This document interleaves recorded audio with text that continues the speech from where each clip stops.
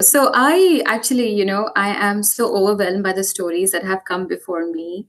And then I think that all of us have been somewhere in that trajectory and in the journey.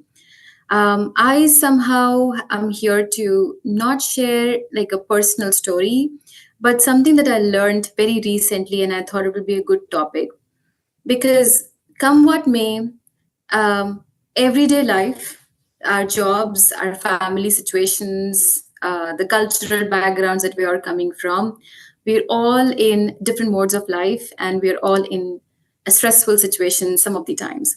Some of us are able to cope up with the stress, the others are not. But every time something happens in a life, we say to each other, hey, don't stress, everything will be fine, don't stress. We also say that if you stress, we blame the stress game to every small thing, like having wrinkles on my skin, losing my hair, heart attacks, and so on. But I was reading something very recently, and I'll share the link of that book as well if you are all interested. Is we are often doing more harm than good when we say that, hey, don't stress. And that something is something I wanted to share in this forum today. So what happens is there was a study sometime back which happened, and in that study, the people were told that we are going to conduct a study with about 100,000 people, and the questions that were people were asked is, are you stressed? Do you feel that you have enough? Do you feel that there is a little to mild anytime stress in your life? And naturally, the people responded in a certain way. And then they were also asked, do you feel good about the stress? Or do you feel that it's not something that is helpful for you? And then what happened was they tracked these people over the course of time, and then they figured out that the people who said that they have a lot of stress in their life were actually more risk and more prone to any sort of disease. But that was actually not true for the people who said that I have stress, but I don't feel stressful enough. And I think that is just a part of life.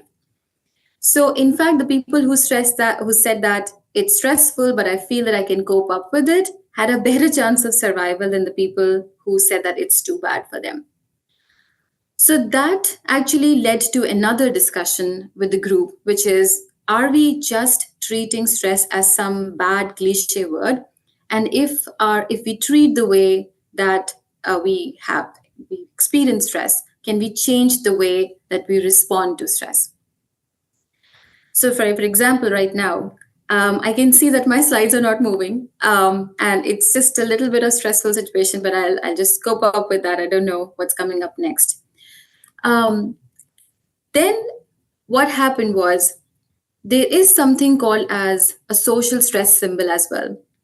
And in that social stress symbol, things just happen out of the blue. You're not prepared, you're not ready. Something that Karpagam, you were not ready. Alina's story changed a lot, and Ramya had a good control on what she was doing as well. A group of people were again brought in a small room, and they were actually asked to work in a very stressful situation. One of the things that was asked to them is, hey, we'll pinpoint anybody in this room to come up on the stage and talk about few things for 2 seconds. And then the scientists out there, they felt that there was something very uneasy going on in the room. People were not meeting eyes, people were trying to hide behind. They just didn't want to cope up with that stressful situation as to, what if I come up on the stage and say something silly and foolish and people will make fun of me? That social pressure was so much that they felt that the people out there were breathing very hard, sweating actually almost. Their heart was pounding a lot. Some even started sweating and so on. So those were some common traits that people found out that when we are in a stressful situation, and that is how our body was reacting.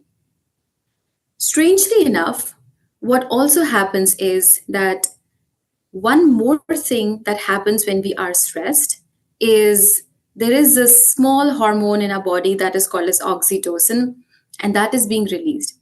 And what that hormone does is it's actually called as a cuddle hormone or a friend hormone. It actually craves for people. It actually wants to be around people. It actually wants some physical involvement in your life. And all of these signals are telling the people that, hey, you're not alone.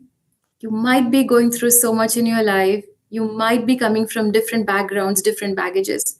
My stress and your stress may be different, but it is still at the end of the day a stress.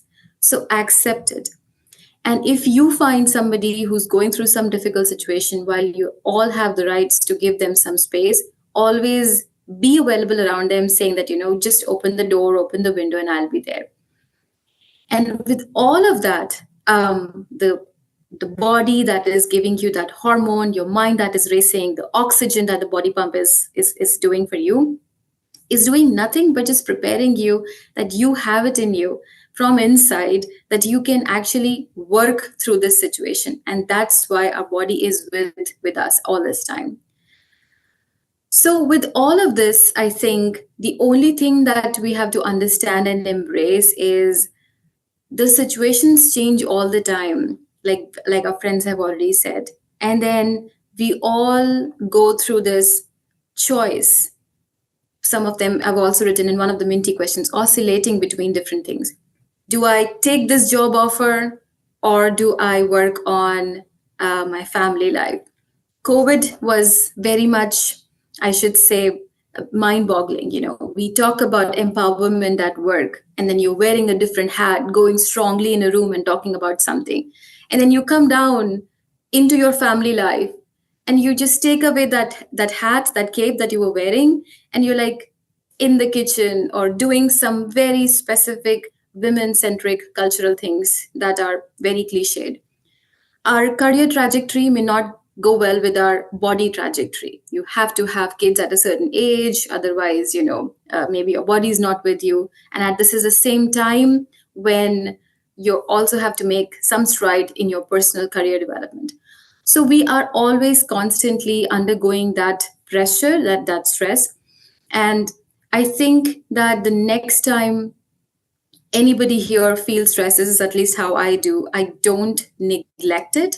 In fact, I'm embracing that, I am ready. This is something that we can all do. This is something that my colleagues have done. And at least with that 1 minute thought of not deflecting the feeling, I think will be powerful. We also said in that book that how you feel when you are nervous. You have this heart racing and mind hurting, and lot of deep breaths. And now imagine yourself in a situation where you're waiting for a surprise, to throw a surprise party to your loved one, or you're waiting for your child to get back home so that you can cuddle them one more time, or you're waiting for a good news, or you're waiting for that accolade that is, that is supposed to come. In those moments as well, your emotions are the same. You feel your heart racing, you feel breathlessness, you feel sweaty sometimes. And so while one stride of emotions are considered positive, the same emotions are considered as negative when you feel that, oh, this is a stressful situation. But basically the body is reacting in the same way. So I think the only thing that I want to leave us all with is, when in times of stress, believe that it is just another situation that will pass, and then we can all go through it. And instead of neglecting that, no, I'm a strong person, I will do it, embrace the fact that it's just a situation, let's face it and move forward. So I think next time you feel that, remember this conversation and we should all be fine. Thank you.